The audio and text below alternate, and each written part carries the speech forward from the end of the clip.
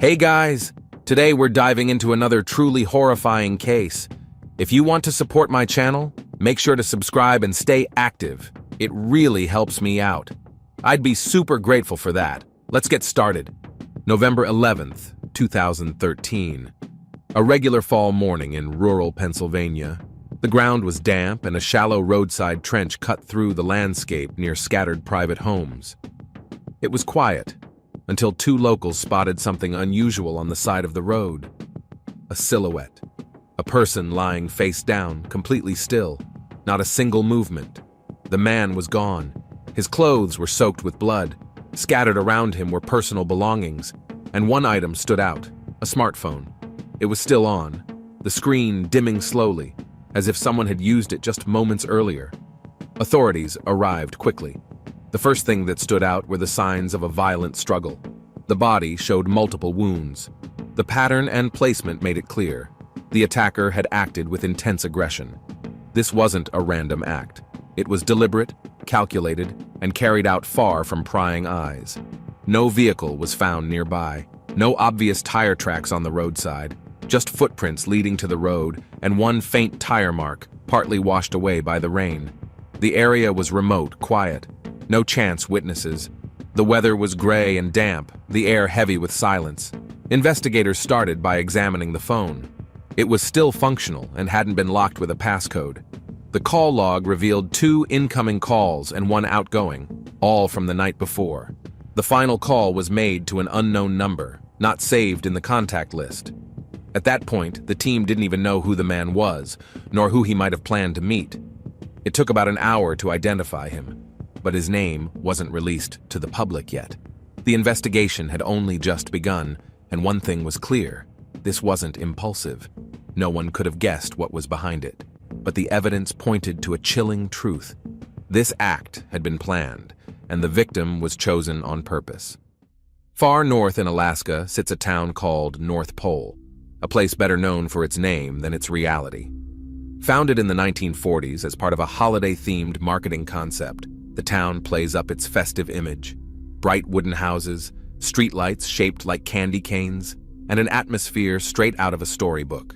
But beneath the cheery surface lies something very different. The winters here are brutal. Temperatures often plunge well below -50 degrees Fahrenheit, and frost grips the town for months on end. Fewer than 2,000 people live in North Pole. For all its charm, it's a place of deep isolation, relentless cold, and a sense of being cut off from the rest of the world. This is where Miranda Barber was born in 1994. Her parents were no longer together. Her mother, Elizabeth, was raising her and her older sister Ashley on her own. Their father had little involvement in their lives.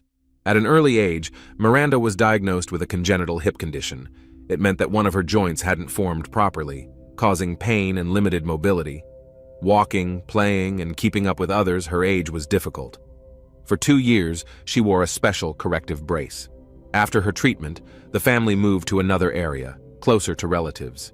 Elizabeth's sister lived there with her husband, Richard. Their home quickly became a regular after-school stop for Miranda and Ashley, who were about 5 or 6 at the time. No one had any reason to suspect that something terrifying was about to unfold behind those closed doors. Richard appeared calm and polite around adults, but when left alone with the girls, he became someone else entirely. Over the course of several years, he repeatedly engaged in deeply disturbing behavior toward them. He used fear, threats, and manipulation to ensure their silence, keeping them from saying anything, even to their own mother. The silence lasted until Ashley finally found the courage to speak up. When Elizabeth learned the truth, she immediately took her daughters to the authorities. A formal report was filed, and Richard was taken into custody. During the search of his home, investigators found a notebook where he had documented his actions. The entries weren't just records. They looked like instructions, as if they were meant for someone else to follow. Richard was found guilty in court and sentenced to 19 years in prison. He was later released early, but within a few years violated the law again, and was sent back to serve a new sentence. At the time of the events being described, he was incarcerated once more. Even after his first arrest, the damage had been done. The trauma lingered. Miranda became withdrawn, anxious, emotionally fragile. Elizabeth struggled as well. She began experiencing breakdowns, and her reliance on alcohol and banned substances escalated.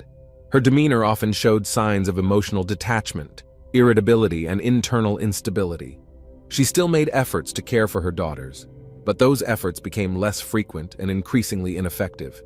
The family's emotional foundation had crumbled. On top of that, their financial situation was deteriorating.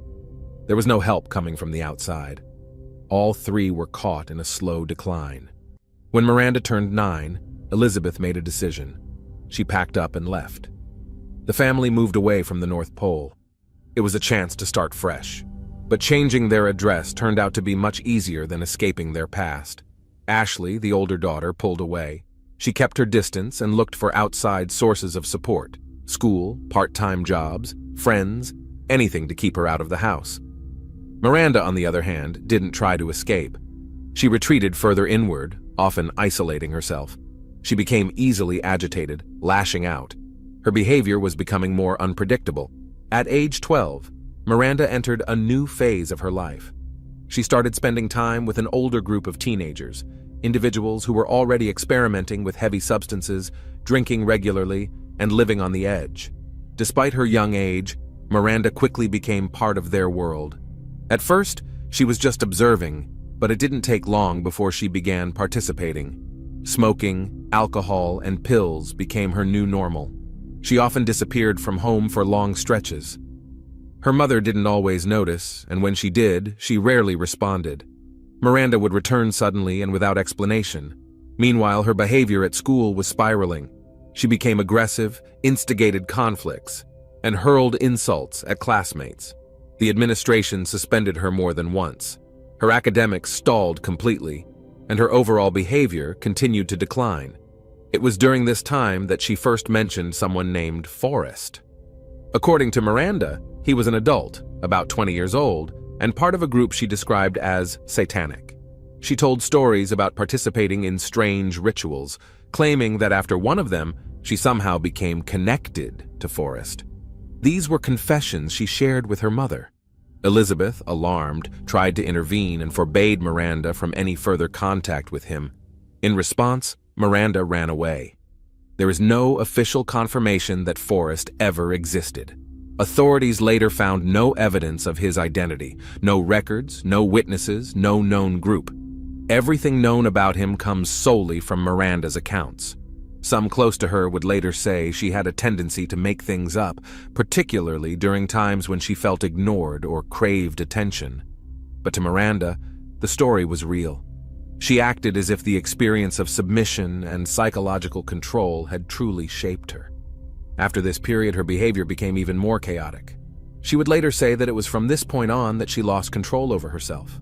Her fixation with dark symbolism, rituals, power, and dominance began during this time. She seemed completely adrift. Neither home, school, nor her social circle provided any kind of anchor. She was unraveling fast, and no one managed, or perhaps even tried, to stop it. By the time Miranda turned 14, she was overwhelmed. Her actions grew erratic. Her mood swings were severe, and her relationships with others became increasingly damaging. At one point, she attempted to harm herself. The exact method was never publicly disclosed, but it was serious enough to pose a real threat to her safety. This incident marked the only time her biological father stepped in. He signed off on a psychiatric admission, though he did not involve himself personally beyond that. At the facility, Miranda was diagnosed with depressive disorder and prescribed medication. Doctors recommended a long-term course of therapy. However, she was discharged after a short stay. Ongoing support was never arranged. She returned to the same environment, her mother still battling dependency issues, her sister living a separate life.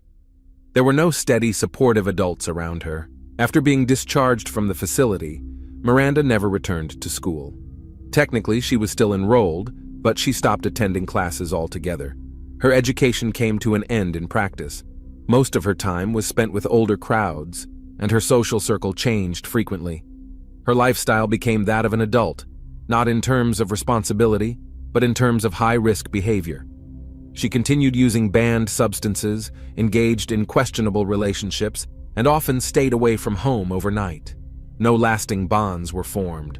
By the age of 17, news surfaced that Miranda was expecting. The pregnancy came as a surprise even to her. She wasn't sure who the father was. There were a few possibilities, but no certainty. Despite her unstable circumstances, she chose to continue with the pregnancy. Her reasons remained unclear. Maybe it was an instinctive attempt to hold on to something solid. The pregnancy went relatively smoothly, though she had limited access to medical supervision. The baby girl was born full term. Miranda named her Aria. From that moment on, she had someone who depended on her completely. But along with that responsibility came new challenges. The family situation grew worse. Elizabeth was in a deeply unstable state. Ashley had already moved out. Social services began looking into custody arrangements for Miranda and her daughter. Given Miranda's age and her mother's condition, authorities decided she and the baby needed to be placed under the care of other family members. Custody was granted to relatives living in North Carolina. This move was a formal step away from a destructive environment. But what Miranda carried inside didn't go away. Aria became an anchor, but not a cure. Once in North Carolina, Miranda and her daughter moved into the home of extended relatives. Social workers approved the arrangement, considering it a more stable setting. Oversight increased, but Miranda didn't feel emotionally supported. She felt like a responsibility to be managed, not a person to be cared for. Once again, she withdrew into herself.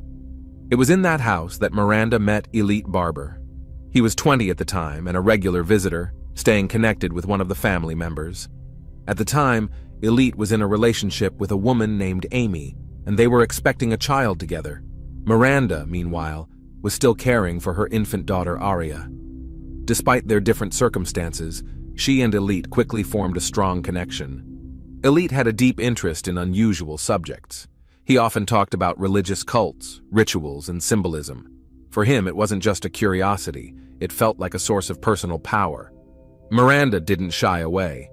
On the contrary, her own stories about being part of a group she described as satanic only deepened their bond. They talked about power, sacrifice, and control. These weren't sarcastic or ironic conversations. They treated them as part of their reality. At first, Amy didn't see Miranda as a threat. The two even spent time together, going for walks with their babies. But over time, the differences between the two women became clearer. Amy was looking for stability. Miranda wasn't. She didn't hide her attraction to risk or the unconventional topics others wouldn't even mention. Elite began to distance himself from Amy. A few months after the baby was born, Amy left. She took her child and moved out. No detailed explanation was given, but it was clear that tensions between her and Elite had escalated. Their relationship ended. Elite stayed, this time, with Miranda. From that moment on, their connection only grew stronger.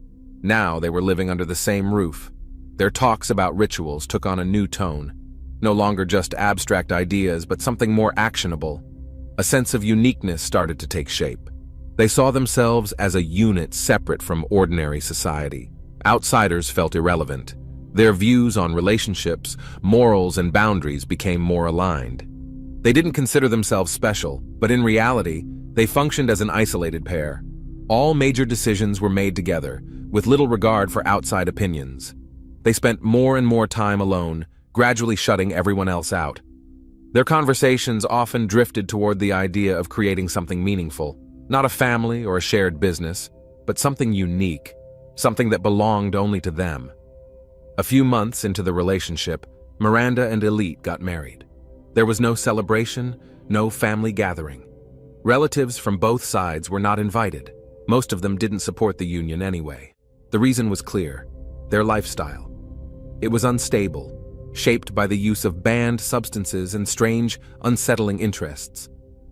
But Miranda and Elite didn't feel they needed anyone's approval. To them, the wedding wasn't a social event. It was an act of independence. Shortly after registering their marriage, they made a decision to leave North Carolina. Neither of them had a job, and the future looked bleak. Elite lacked any professional experience, and Miranda didn't have an education. Supporting themselves and Miranda's daughter, Aria, was becoming harder by the day. They started looking for a way out, someplace far from family, far from routine. Their destination was Port Trevorton, a small rural town in Pennsylvania. A friend of Elite's lived there and offered them a place to stay temporarily. The town was remote, quiet, with fewer than 500 residents. No public transportation, no real infrastructure. But to the couple, that was ideal. Less attention, less oversight. They moved in with Aria and initially stayed at the friend's place rent-free. Their money ran out quickly. Food and basic necessities came from odd jobs and occasional help from their host. Elite tried finding work. He sent out resumes, went to interviews, but nothing worked out. His unstable presentation, lack of experience, and overall appearance didn't help his chances. Miranda began looking for another way to earn money. She turned to an online platform known for classified ads, where people posted about everything from used furniture to personal services. She created a profile, describing herself as a companion. She clearly stated that she didn't offer any explicit services. The emphasis was on non-intimate companionship, meetups, outings, event accompaniment. She claimed she had done this type of work before and didn't see it as something shameful. A response came quickly. A man named Troy replied to the ad. He was 42, married, and had a stable job in IT. In his message, he expressed interest in meeting but made subtle references suggesting there might be more to the arrangement. The amount of money he offered made it clear he had significant financial resources, and that alone caught Miranda's attention. It wasn't the nature of the meeting that stood out. It was the money behind it. Miranda discussed it with Elite. Their reaction wasn't what most would expect. An idea began to take shape. He was the one who first mentioned the money. Together, they began thinking about how to use the situation to their advantage. From that moment on, the online platform stopped being just a side hustle. It became a tool, a method for something bigger. What started as a response to financial pressure slowly turned into a plan, a deliberate, detailed strategy with a specific goal in mind. Troy LaFerrara, 42 years old, married, employed, outwardly respectable. He worked as an engineer at an IT firm, earned a steady income, and lived in a quiet suburban neighborhood. His neighbors saw him as a model husband. No criminal record, no complaints. But that was just the public side of his life. In private, Troy was searching for secret meetups with women through online platforms. He regularly browsed personal ads, initiated conversations, and arranged encounters, carefully keeping his two lives separate. At home, he gave no reason for suspicion. He came across Miranda's ad shortly after she posted it. Though the listing didn't explicitly mention anything intimate, the tone suggested she was open to conversations. Troy sent her a message expressing interest and asked for details. Their chat quickly moved to private messaging. He offered to pay. His rate was well above average. That immediately made him stand out. Miranda accepted the offer. It wasn't the first response she had received like this, but something about Troy caught her attention. On the surface, it was a typical transaction. In reality, it was a carefully crafted setup.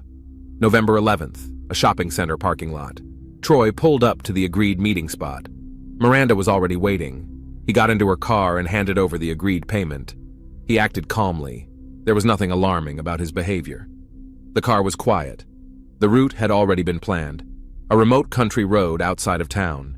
In the trunk, Elite was hiding under a blanket. He knew when to act. He was waiting for one specific phrase. That was the cue. Outside, the dark road stretched on, far from any traffic or onlookers. A few miles later, Miranda slowed down and pulled off to the side. She turned to Troy and said, "Did you see how bright the stars are tonight?" That was the signal. Elite burst out of the trunk holding a piece of electrical wire. He wrapped it around Troy's neck. The attempt to restrain him was sudden. Troy instinctively fought back. His strong build and adrenaline helped him resist. He stayed conscious, struggled to break free, even opened the car door and got one leg out. Miranda saw headlights approaching in the distance. She took out a knife, leaned in, and began striking. Over and over, chest, abdomen, neck, 20 times in total. The force and precision of the blows spoke of sheer rage. Troy stopped resisting. He passed away at the scene. Elite closed the door. They drove a few more miles, body in the car. Eventually, they stopped at a secluded roadside area. They removed his wallet, his watch, and some cash. The phone was left behind, perhaps by accident, perhaps not. They left the body in a roadside ditch. No attempt to cover it. No effort to hide the evidence. Afterward, they headed to Walmart. They bought everything needed for cleaning: bleach, brushes, gloves, and wipes. No one in the store paid them any attention. They paid in cash, using money from Troy's wallet. They cleaned the car at a separate, remote location. They managed to remove some of the evidence, wiped down the seats, floor mats, and door panels. The remaining pieces of the electrical wire were discarded. That evening, they went out to a restaurant. It was Elite's birthday. They chose a high-end place, ordered full meals and drinks. Once again, they paid in cash. The dinner was calm and uneventful. The next morning, they returned to their usual routine. Their behavior didn't raise any alarms. No signs of worry, no tension, no fear. Troy LaFerrara's body was found the following morning. It was lying near the roadside, partially covered by grass. There were no signs of an attempt to hide it. Nearby were his clothes and his cell phone.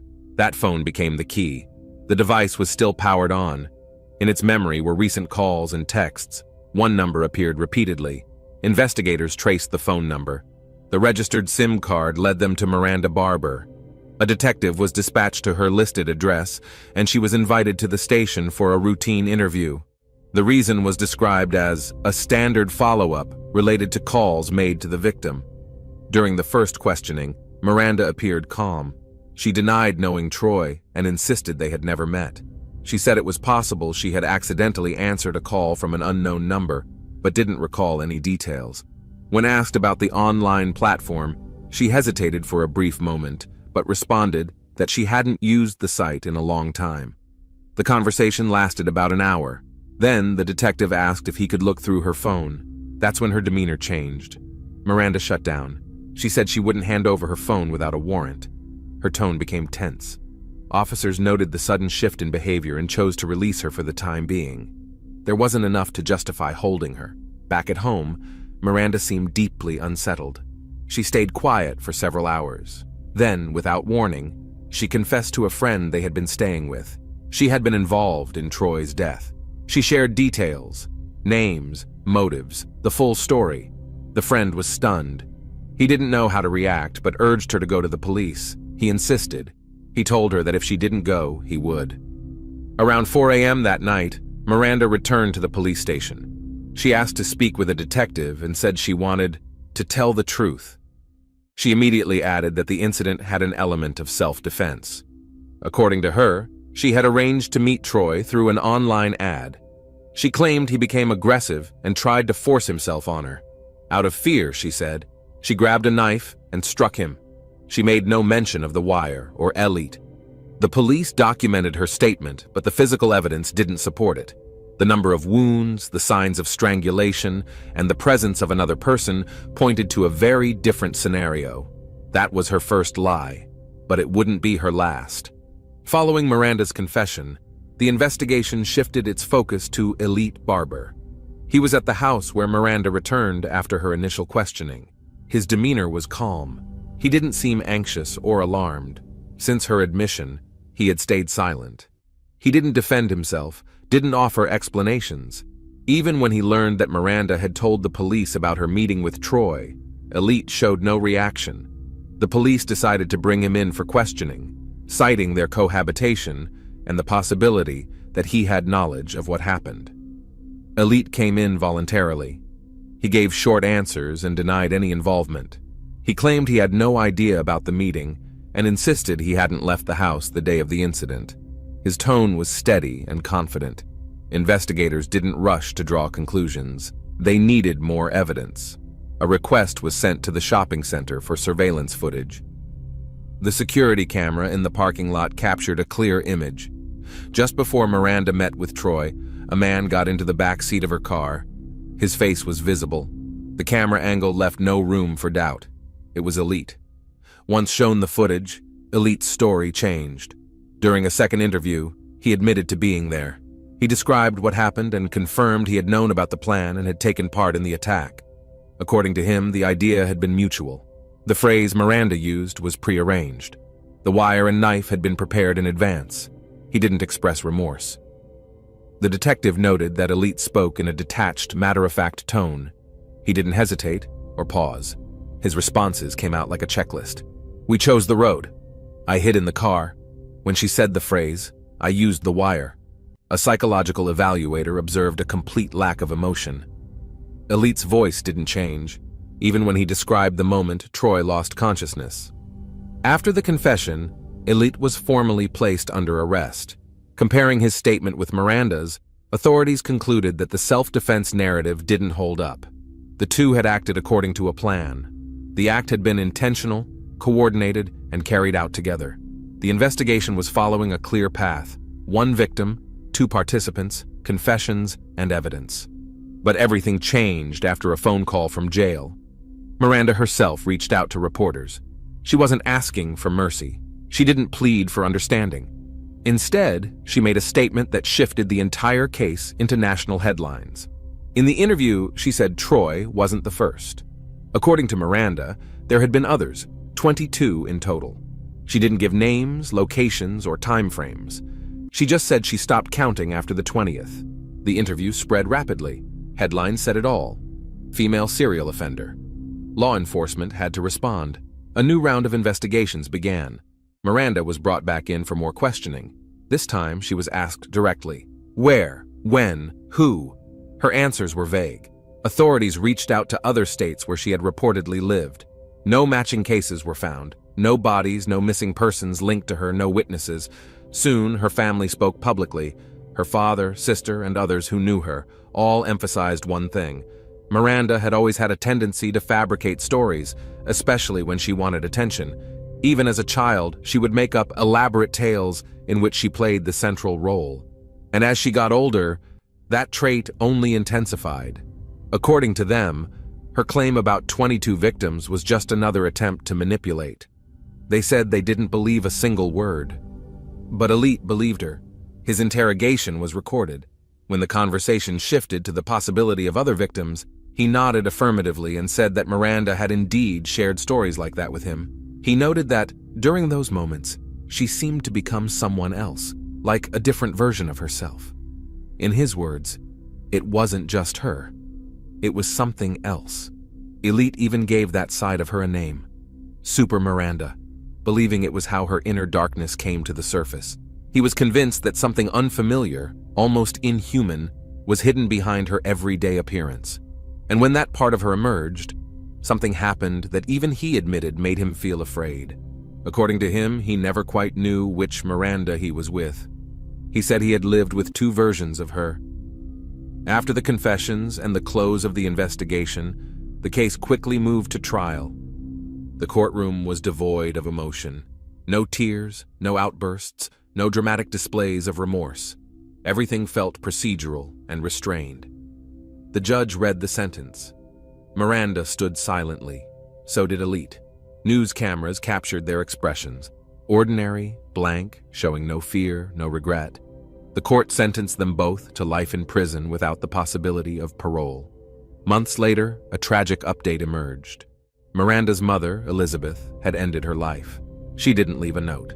Family members confirmed that her mental and emotional health had been in serious decline for a long time. The collapse of her daughter's life, the public shame, and the complete unraveling of the family, they said, had been the final blow. Her body was discovered at home. The cause of death was an overdose. As for Aria, Miranda's daughter, after Miranda's arrest, she was placed temporarily under the care of child welfare services. In 2016, following the death of her grandmother, the state took over custody permanently. Nothing more was publicly shared about her future. It's known only that, for her protection, her last name was changed. Where she is now remains unknown. Thanks for watching, everyone. Your support means a lot to me, and you can help my channel grow by hitting that like button, dropping a comment, and sharing this video. Your engagement really makes a difference. See you soon.